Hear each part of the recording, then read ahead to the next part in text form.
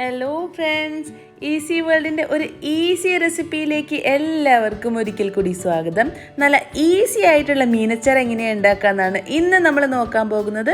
സിമ്പിളാണ്, അതുപോലെ തന്നെ നല്ല ടേസ്റ്റി ആയിട്ടുള്ള മീനച്ചാർ ദശക്കട്ടിയുള്ള ഏത് മീൻ വെച്ച് നമുക്ക് ചെയ്തെടുക്കാം. ഞാനിപ്പോൾ ഇവിടെ അയക്കൂറയാണ് എടുത്തിട്ടുള്ളത്. അതിൻ്റെ മുള്ളൊക്കെ മാറ്റിയിട്ട് നന്നായിട്ട് കഴുകി ഇവിടെ മാറ്റി വെച്ചിട്ടുണ്ട്.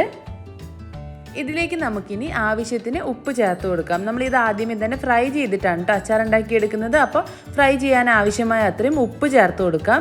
പിന്നെ ഇതിലേക്ക് നമുക്ക് മഞ്ഞൾപ്പൊടിയും മുളക് പൊടിയാണ് ചേർത്ത് കൊടുക്കേണ്ടത്. നമ്മൾ സാധാരണ മീനൊക്കെ ഫ്രൈ ചെയ്യുന്ന പോലെ ചേർത്ത് കൊടുത്താൽ മതിയാകും.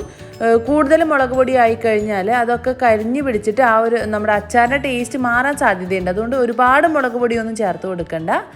ആവശ്യത്തിന് കറക്റ്റായിട്ട് ചേർത്ത് കൊടുത്താൽ മതിയാവും.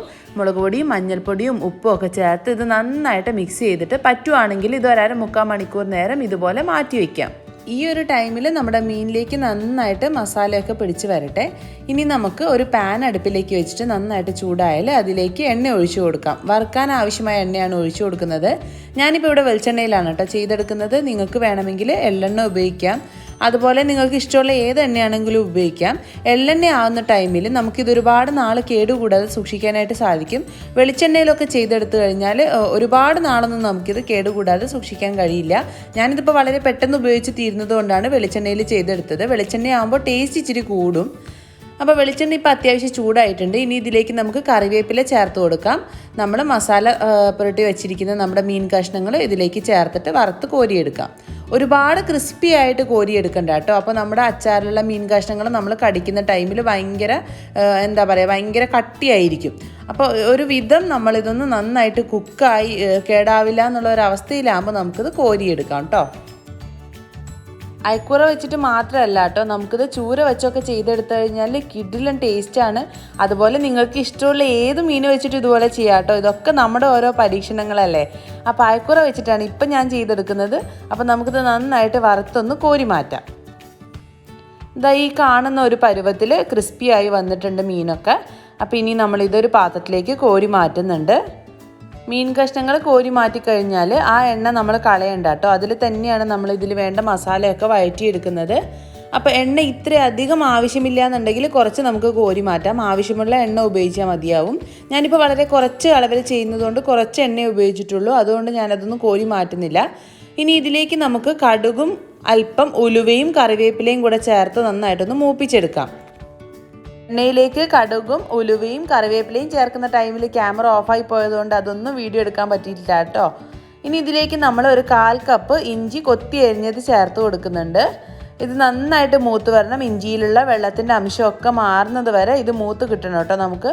ഇനി ഇതിലേക്ക് ഏകദേശം അത്രയും തന്നെ അളവിൽ നമുക്ക് വെളുത്തുള്ളിയും കൂടെ ചേർത്ത് കൊടുക്കാം. ഒന്നും തന്നെ കരിഞ്ഞു പോകാതെ നന്നായിട്ട് മൂത്ത് പച്ചമണമൊക്കെ മാറുന്നത് വരെ വേണം നമ്മൾ വഴറ്റിയെടുക്കാനായിട്ട്. പിന്നെ നമുക്ക് ഇതിലേക്ക് എരിവിനാവശ്യമായ പച്ചമുളക് ചേർത്ത് കൊടുക്കാം. പച്ചമുളക് ചേർക്കണമെന്ന് നിർബന്ധമില്ല കേട്ടോ. നിങ്ങൾ എരിവുള്ള മുളക് പൊടി ചേർത്തിട്ടാണ് ഫ്രൈ ചെയ്തെടുക്കുന്നതെങ്കിൽ പച്ചമുളക് ചേർക്കേണ്ട. നമ്മൾ ഇതിലേക്ക് വീണ്ടും ഇനി മുളക് പൊടിയൊക്കെ ചേർത്ത് കൊടുക്കുന്നുണ്ടല്ലോ. അപ്പോൾ നല്ല എരിവ് വേണമെന്നുണ്ടെങ്കിൽ അതുപോലെ പച്ചമുളക് ചേർത്ത് കൊടുക്കാം. ഇനി ഇതൊക്കെ ലോ ഫ്ലെയിമിലിട്ടിട്ട് നന്നായിട്ട് മൂപ്പിച്ച് ഇതിലുള്ള വെള്ളത്തിൻ്റെ അംശമൊക്കെ മാറി വരുന്നത് വരെ നമുക്ക് വഴറ്റിയെടുക്കാം. നമ്മൾ ഇതിലേക്ക് അച്ചാർ പൗഡറൊന്നും വേറെ ചേർക്കുന്നില്ല. നമ്മൾ തന്നെ തയ്യാറാക്കിയിട്ടുള്ള പൗഡേഴ്സ് മാത്രമേ ഉപയോഗിക്കുന്നുള്ളൂ. അതും സാധാരണ നമ്മൾ മുളക് പൊടിയും അല്പം മഞ്ഞൾപ്പൊടിയും അതുപോലെ തന്നെ ആവശ്യത്തിന് ഉപ്പും ചേർത്ത് കൊടുക്കുന്നുണ്ട്. സാധാരണ അച്ചാർ പൗഡർ എന്ന് പറയുന്നത് ജീരകം പൗഡറും ഉലുവ പൗഡറും ഒക്കെ ചേർന്നതാണ്. അപ്പോൾ നമുക്ക് വേണമെങ്കിൽ അതൊക്കെ ചേർത്ത് കൊടുക്കാം. ഞാനിപ്പോൾ ഇവിടെ അല്പം ഉലുവ പൗഡർ മാത്രമേ ചേർത്ത് കൊടുക്കുന്നുള്ളൂ. ജീരകത്തിൻ്റെ ഫ്ലേവർ ഇഷ്ടമാണെന്നുണ്ടെങ്കിൽ അല്പം ജീരകം പൗഡർ കൂടെ ഈ അവസരത്തിൽ ചേർത്ത് കൊടുക്കാം. ഉലുവ പൗഡർ ചേർക്കുന്ന ടൈമിൽ ഒത്തിരി അധികം ചേർത്ത് കൊടുക്കരുത്. കൊടുത്തു കഴിഞ്ഞാൽ ഒരു കയ്പ്പ് രസം ഉണ്ടാവാൻ സാധ്യതയുണ്ട്. അതുകൊണ്ട് വളരെ കുറച്ച് മാത്രമേ ചേർത്ത് കൊടുക്കാൻ പാടുള്ളൂ. നമുക്ക് വേണ്ട ഗ്രേവിക്ക് അനുസരിച്ച് മുളക് പൊടിയൊക്കെ ചേർത്ത് കൊടുക്കാം കേട്ടോ. ഒരുപാട് ഗ്രേവി ആക്കി നമ്മൾ അച്ചാർ ലൂസായിട്ടിരുന്ന് കഴിഞ്ഞാൽ അതിന് സ്വാദ് അത്ര ഉണ്ടാവില്ല. അപ്പം നമ്മൾ മാക്സിമം തിക്കായിട്ട് ചെയ്തെടുത്തു കഴിഞ്ഞാൽ നല്ല ടേസ്റ്റി ആയിട്ടുള്ള അച്ചാർ ഉണ്ടാക്കാൻ സാധിക്കുകയുള്ളൂ. അപ്പോൾ ഇതൊക്കെ നന്നായിട്ട് മൂത്ത് വരട്ടെ. അപ്പോൾ മൂത്ത് കഴിഞ്ഞാൽ നമ്മൾ ഫ്രൈ ചെയ്തിരിക്കുന്ന മീൻ കഷ്ണങ്ങൾ നമുക്ക് ഇതിലേക്ക് ചേർത്ത് കൊടുക്കാം. എന്നിട്ട് നന്നായിട്ട് ഇതെല്ലാം കൂടെ ഒന്ന് മിക്സ് ചെയ്തെടുക്കാം. നമ്മുടെ മീനിലേക്ക് ഈ മസാലയൊക്കെ നന്നായിട്ട് മിക്സായി വരണം. നമ്മുടെ ഈ ഒരു വെളുത്തുള്ളിയുടെയും ഇഞ്ചിയുടെയും ഒക്കെ ടേസ്റ്റ് ഫ്രൈ ചെയ്ത മീനിലേക്ക് കൂടെ നന്നായിട്ട് ചേർന്ന് വന്ന് നമുക്ക് ആ അച്ചാറിൻ്റെ ഒരു പരുവായിട്ട് വരണം. ഇനി ഇതിലേക്ക് നമുക്ക് വിനാഗിരി ചേർത്ത് കൊടുക്കണം കേട്ടോ. വിനാഗിരി ചേർത്ത് കൊടുക്കേണ്ടത് ഏറ്റവും ലാസ്റ്റ് സ്റ്റെപ്പാണ്.